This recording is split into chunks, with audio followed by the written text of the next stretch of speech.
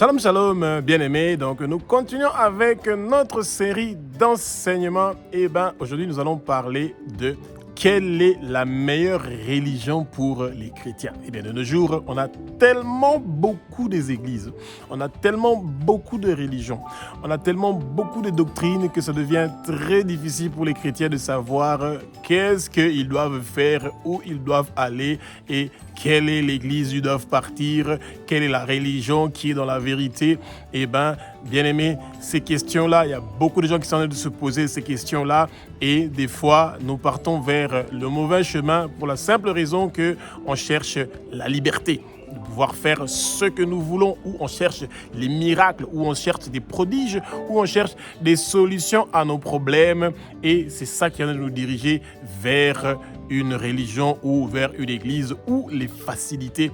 Et c'est quelque chose que le peuple de Dieu doit faire très attention. D'abord, que le Saint-Esprit prenne le contrôle de ma bouche, que les paroles que je vais dire, que ce ne soient pas des paroles qui sont inspirées de moi, mais c'est des paroles qui sont inspirées par le Saint-Esprit et que ce soit des paroles qui vont nous éclairer et que nous allons connaître la vérité, que la vérité va nous affranchir et que le vent impétueux du Saint-Esprit commence à souffler au lieu où vous êtes et que nous recevons cette parole-là qui va nous affranchir.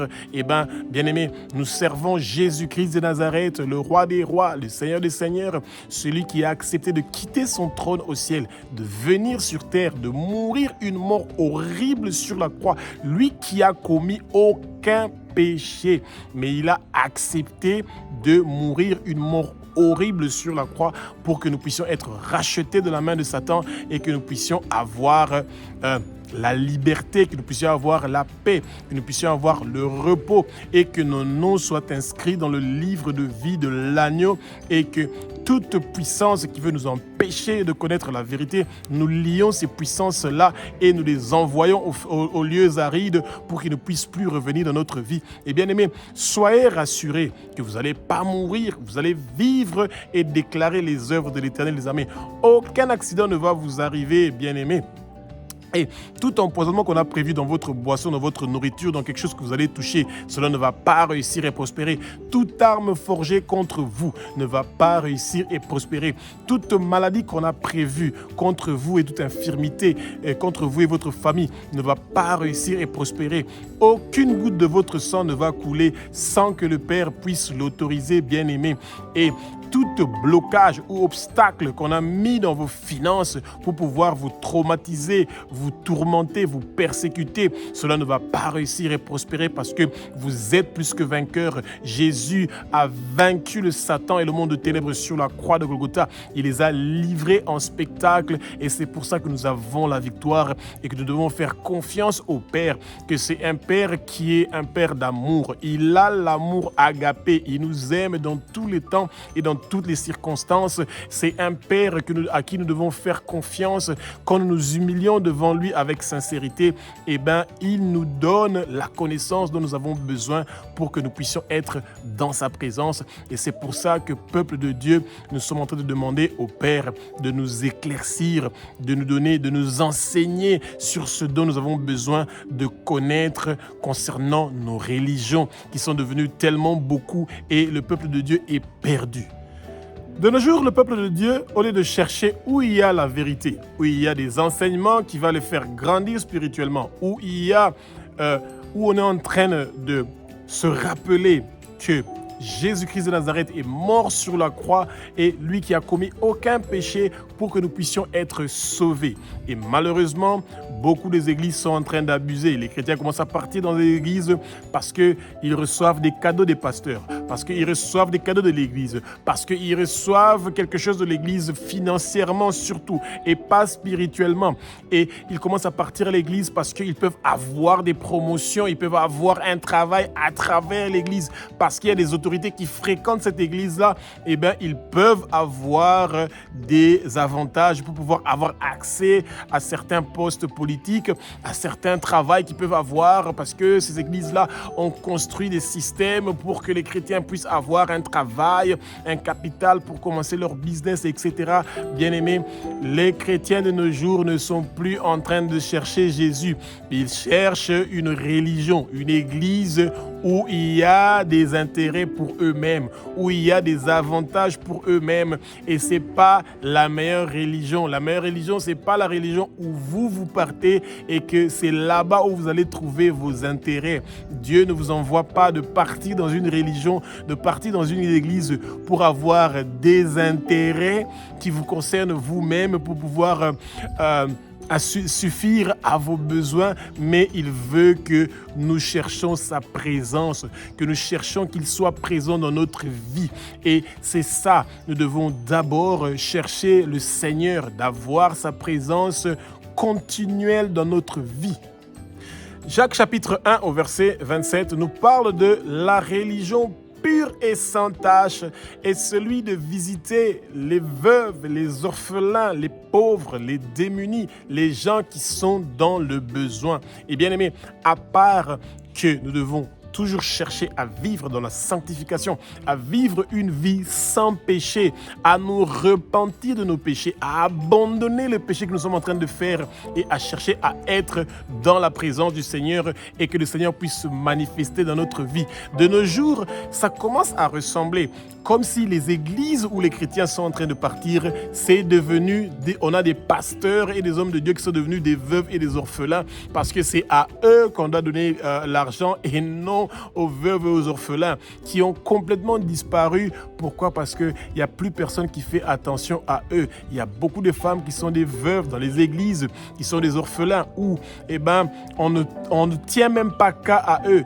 Dès que vous avez porté une belle veste avec une jolie cravate et que vous êtes une autorité qui vient, qui travaille dans le gouvernement, ils reçoivent les premières places, on les met devant parce qu'on sait qu'ils vont donner de l'argent pour les veuves et les orphelins qui sont devenus les hommes de Dieu, qui sont là en train de toujours demander de l'argent, encore une fois de l'argent, et qu'on parle seulement de l'argent et qu'on veut aussi entendre seulement des messages qui parlent de l'argent et des églises qui commencent à bénir 10 000 $, 1 000 $, 2 000 $ en plein milieu du culte.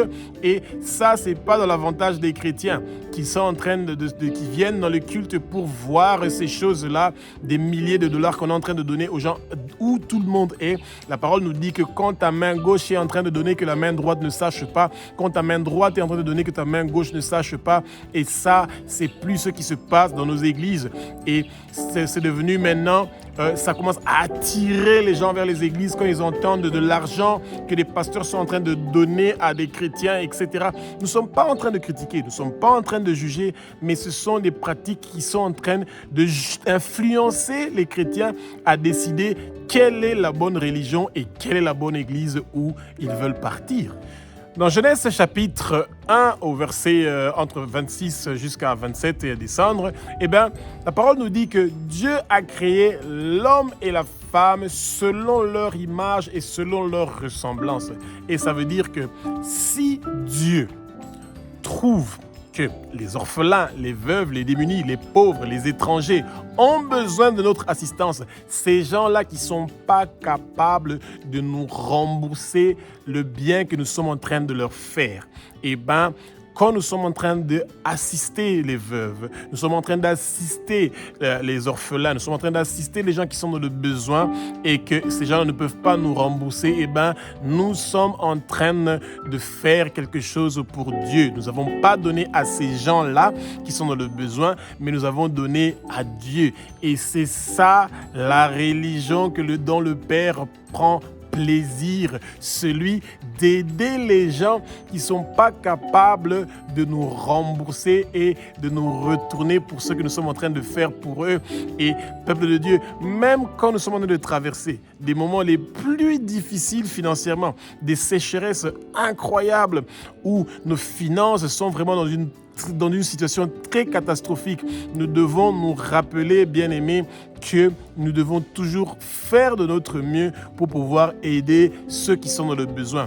Et sans attendre quelque chose de retour du tout, c'est le Seigneur qui connaît à quel moment il va faire ses prodiges, ses miracles concernant notre situation et qu'il pourra nous retourner au centuple, en milliers, en millions, en milliards ce que nous sommes en train de faire pour son royaume, pour ce que nous sommes en train de faire pour les gens, que lui, il a une considération pour eux, parce que le Seigneur a une considération pour les veuves, les orphelins, les démunis, les pauvres, les étrangers, ceux qui sont dans le besoin.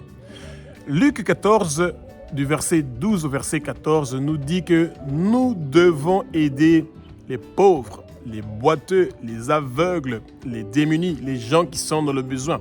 Ces gens qui ne peuvent pas nous rembourser. Eh bien, quand beaucoup de gens refusent d'aider ces gens-là, et surtout nos églises, eh bien, qui va aider ces gens-là, bien-aimés? Ces gens-là sont dans le besoin. Et une foi sans les œuvres est une foi qui est morte. Quand un corps est sans âme, ce corps-là n'a plus de valeur parce qu'il est mort. Eh ben, un chrétien qui a la foi et qui n'a pas des œuvres, eh ben, ce chrétien-là a un sérieux problème. Et c'est ça qui se passe maintenant. La religion est devenue quelque chose où il y a des églises où on parle seulement de l'argent, la prospérité. Il y a des églises où on parle seulement des miracles, des prodiges. Il y a des églises où on est là en train de glorifier des statues, des monuments, tout ce que vous voulez. Où on est en train de parler des formules magiques pour pouvoir avoir la liberté, la richesse et tout, etc. Et ils oublient de faire ces choses-là que le Seigneur nous demande de faire pour son peuple. Et ça, c'est triste. Peuple de Dieu, nous devons retourner à la parole. Nous devons retourner à faire les choses que la parole nous demande de faire. Étudions la Bible, étudions la parole pour faire les choses que le Seigneur nous demande de faire pour la gloire de son royaume. Bien-aimés, le peuple de Dieu doit faire très attention. De nos jours, quelle est la meilleure religion? Eh bien, les gens pensent que quand ils sont en train de donner des dons et des offrandes à leurs pasteurs et aux hommes de Dieu, eh bien, c'est ça une religion qui est magnifique, ils vont recevoir des bénédictions. Eh bien, bien-aimés, ce n'est pas ce que la parole est en train de nous dire. Même quand vous faites des dons et des offrandes à vos hommes de Dieu, il n'y a personne qui vous interdit de le faire. Et laissez-vous inspirer par le Saint-Esprit. Mais ça ne veut pas dire que nous ne devons pas assister les veuves, les orphelins, les démunis et les pauvres et les boiteux et les gens qui sont dans le besoin. Chaque fois que le Seigneur va vous mettre à cœur de pouvoir faire quelque chose pour ces gens-là, eh bien, nous devons le faire pour que le Seigneur se rappelle de nous. Le Seigneur a dit que quand nous allons lui poser la question, quand il va nous dire qu'il avait faim et il avait soif et on n'avait pas donné de quoi boire et manger, eh bien, la réponse sera, eh bien, il y avait des pauvres, des démunis, des veufs et des orphelins qui avaient faim, qui avaient soif, mais vous ne les avez pas donné de quoi boire et de quoi manger. Et c'était moi qui avait faim, c'était moi qui avais soif. Et donc, quand vous êtes en train de donner aux gens qui ont faim et qui ont soif, qui sont dans le besoin, vous ne donnez pas à ces gens-là, vous donnez directement à Jésus-Christ de Nazareth, le roi des rois, le Seigneur des seigneurs. Et bien aimé, le jour du jugement, eh ben, notre or sera brûlé avec le feu pour voir qu'est-ce qui va rester. Et nos œuvres doivent rester. Et nous devons avoir beaucoup des œuvres que nous sommes en train de faire. Le Seigneur nous promet d'avoir des grandes récompenses pour le travail que nous sommes en train de faire, les sacrifices que nous sommes en train de faire pour l'avancement de son royaume. C'est quelque chose de très important pour nous les chrétiens, de ne pas avoir une foi qui est sans les œuvres, mais de vouloir appartenir à certaines églises, à certaines professions et à certaines communautés, à certaines organisations, seulement parce que nous appartenons à ces organisations-là que nous pensons que nous sommes vraiment en train de servir le Seigneur. Seigneur et que nous sommes en train de donner à l'Église et que nous sommes en train de donner aux hommes de Dieu, ça veut dire que nous sommes vraiment dans la bonne religion et nous sommes en train de faire les bonnes choses. Agée au chapitre 2, au verset 8, nous dit que l'or et l'argent appartiennent à Dieu. Eh bien, bien-aimés, pour notre information, Dieu n'a pas besoin de notre argent. Tout ce qui est dans le monde lui appartient. C'est lui qui a tout créé. Même l'argent que nous prenons à la banque où nous avons travaillé, ou peu importe d'où vient cet argent-là l'appartient. Et c'est pour ça que quand le Seigneur veut nous utiliser, il peut nous parler à travers du Saint-Esprit pour nous donner des directives de ce que nous devons faire. Mais Dieu n'a pas besoin de notre argent. Mais il peut nous utiliser pour que nous puissions être une bénédiction pour quelqu'un, une bénédiction pour les autres qui sont dans le besoin. Et c'est ça que Dieu considère comme une religion, la meilleure religion, celui d'assister ceux qui sont dans le besoin, celui d'assister ceux qui ont besoin, ceux qui sont en train de mourir de faim et qui ont soif. Eh bien, le Seigneur veut que nous puissions assister ces choses-là. Et de nos jours, beaucoup de chrétiens pensent que l'argent qu'ils ont et les possessions qu'ils ont, c'est pour eux. Non, la preuve, le jour que nous mourrons, c'est très difficile de mettre toutes ces choses-là dans notre cercueil. Peu importe les habits chers qu'on va faire porter à ce cadavre-là, on ne peut pas prendre tous les biens, les maisons, l'argent, les comptes en banque de cette personne-là, de mettre ça dans son cercueil du tout. Ceux qui sont restés vont continuer à profiter de cela. Bien-aimés, préparons-nous, le Seigneur est en train de bientôt retourner, nous devons chercher les choses du ciel. La religion véritable et réelle est celui d'être une bénédiction pour quelqu'un, d'être une bénédiction pour les autres. Et quand vous n'avez pas de l'argent, c'est pas ça qui est le problème du Seigneur. Le Seigneur veut votre cœur. Et votre cœur doit être un cœur qui veut aider les autres. Vous pouvez aussi aider les autres dans la prière. Priez pour ceux qui sont dans les difficultés. Intercédez pour votre pays, pour votre quartier, pour la région où vous êtes. Intercédez pour vos autorités qui sont dans le besoin de pouvoir rencontrer le Christ et qui est la bonne gouvernance dans nos pays. C'est des choses qui sont très important pour nous les chrétiens de savoir le rôle du sel que nous sommes en train de faire dans le monde où nous sommes en train de vivre et que le Seigneur ouvre nos yeux et que les écailles tombent pour que nous puissions connaître la vérité.